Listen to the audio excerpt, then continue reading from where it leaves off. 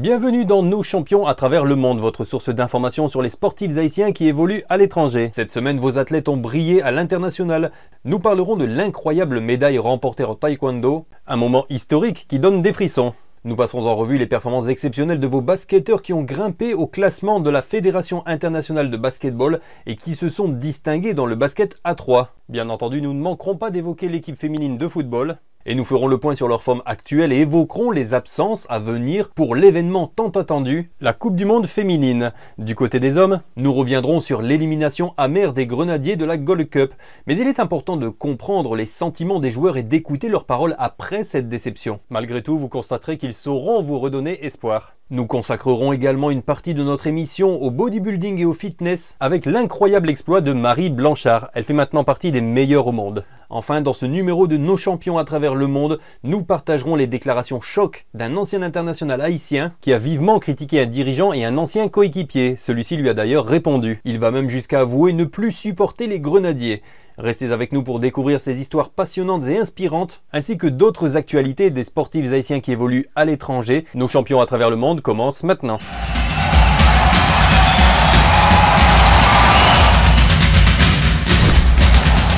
L'international haïtien Jairo Jean a pris son temps avant de s'exprimer sur l'élimination des Grenadiers lors de la Gold Cup, mais il a livré un message empreint d'humilité et d'espoir pour l'avenir. Tout d'abord, je tiens à remercier Dieu pour la réalisation de ce rêve, celui de représenter mon pays lors d'un tournoi aussi prestigieux, a-t-il expliqué, mesurant toute la chance qu'il a eue d'être présent. Je suis reconnaissant envers ma famille et mes amis qui ont toujours été là pour me motiver. Malheureusement, cela n'a pas été ce que nous espérions, car le football, tout comme la vie, demande de la persévérance, du travail acharné, du sacrifice, du dévouement et du respect.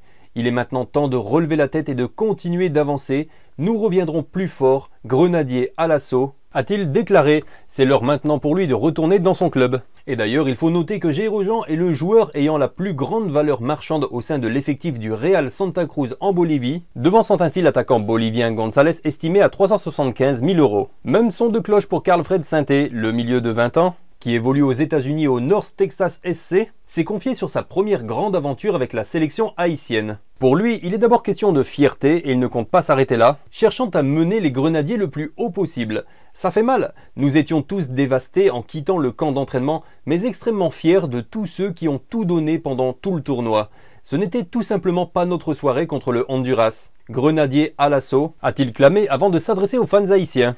À nos supporters, merci beaucoup pour tout le soutien. Cela signifiait vraiment beaucoup pour nous. Je suis convaincu que ce groupe reviendra se battre pour vous et pour ce pays, a-t-il conclu. Il est maintenant temps pour Carlfred Sainté de reprendre le cours de sa saison avec le North Texas SC qui occupe actuellement la 10e place du classement avec 6 victoires en 17 matchs disputés cette saison. Nous reparlerons football en fin d'émission avec l'équipe nationale féminine mais aussi la déclaration choc de la semaine. Le basketball haïtien A3 a réalisé des progrès significatifs. Selon le classement mondial de la FIBA, Haïti a fait des avancées notables. Le pays est désormais classé 86e sur 174 nations, améliorant ainsi sa position par rapport à la 91e place du mois précédent. Dans la catégorie masculine, Haïti occupe la 88e position sur 207 pays, tandis que dans la catégorie féminine, le pays est classé 84e sur 167 pays. Ces améliorations sont le fruit des efforts déployés pour promouvoir le basketball à 3 en Haïti.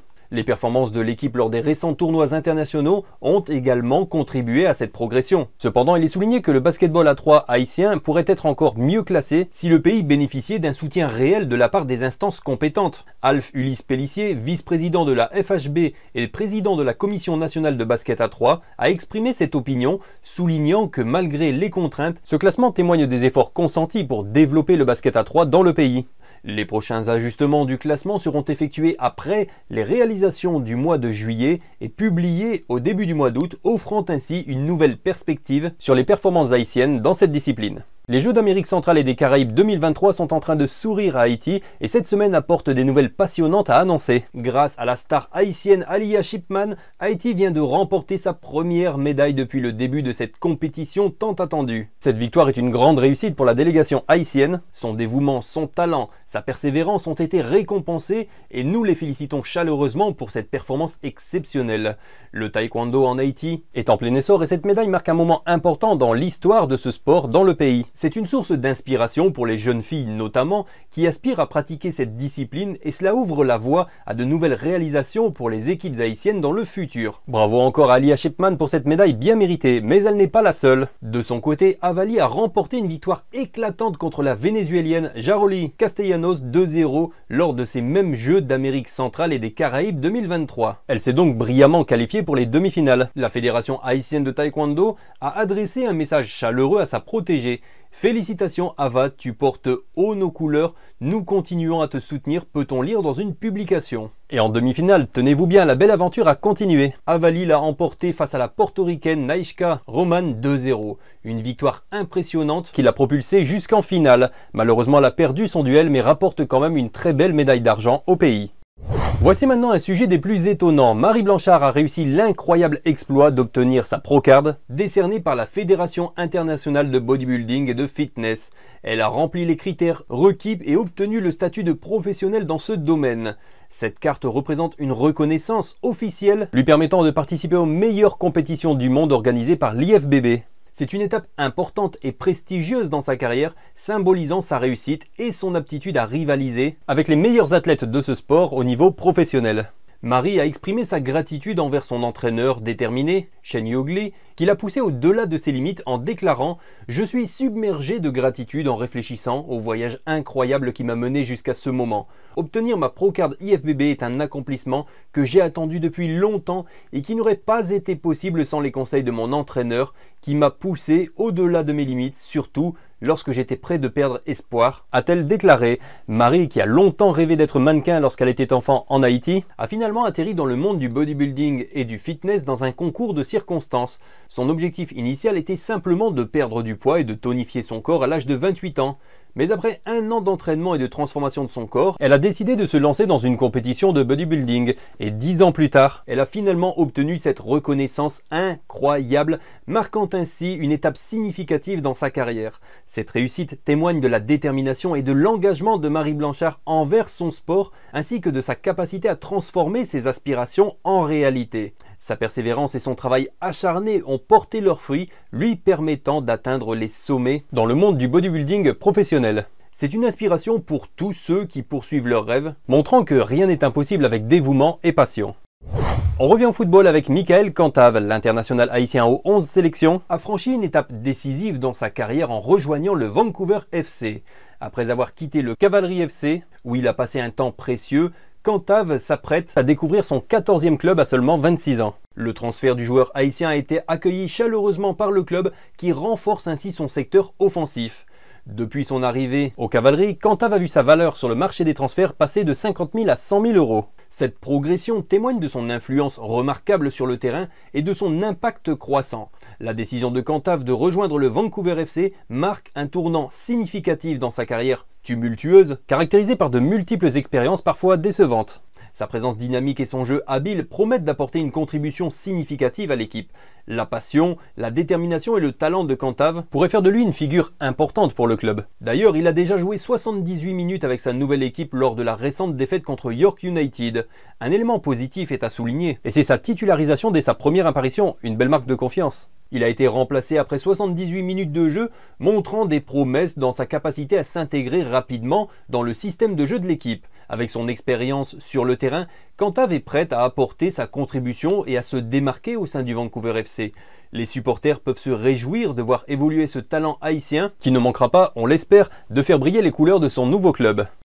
L'entraîneur de l'équipe féminine Nicolas Delépine s'est confié dans une récente vidéo diffusée par la Fédération haïtienne de football, abordant ainsi l'absence de Gabriel Emilien et d'Amandine Pierre-Louis pour la prochaine Coupe du Monde féminine. Les fans attendaient la contribution de ces deux joueuses pour renforcer l'équipe nationale, mais malheureusement elles ne pourront pas participer. La raison en est liée au passeport d'Amandine Pierre-Louis qui n'est pas encore approuvé par la FIFA, ce qui empêche la reconnaissance officielle de sa nationalité sportive haïtienne. Afin de représenter Haïti, elle doit d'abord changer de nationalité sportive, ayant précédemment joué pour le Canada dans des catégories de jeunes. Gabrielle Emilien se trouve dans une situation similaire. Bien qu'elle ne soit pas une joueuse canadienne, elle est citoyenne canadienne et doit obtenir à la fois le passeport haïtien et la nationalité sportive haïtienne. Malheureusement, la demande de Gabrielle n'a pas encore été approuvée. Il convient de mentionner que l'équipe haïtienne féminine se trouve actuellement à Séoul, où elle a affronté la Corée du Sud et se prépare activement pour la Coupe du Monde. Et d'ailleurs, la Coupe du Monde féminine n'a pas encore commencé que la Gold Cup féminine fait déjà parler. La sélection féminine haïtienne connaît désormais ses adversaires. Pour se qualifier pour la Gold Cup féminine de la CONCACAF, qui se déroulera aux États-Unis du 17 février au 10 mars 2024, les pays s'affronteront dans 3 ligues distinctes, Ligue A, Ligue B et Ligue C. Cependant, les États-Unis, en tant que pays hôte et champion en titre de la CONCACAF, seront exemptés des tours préliminaires.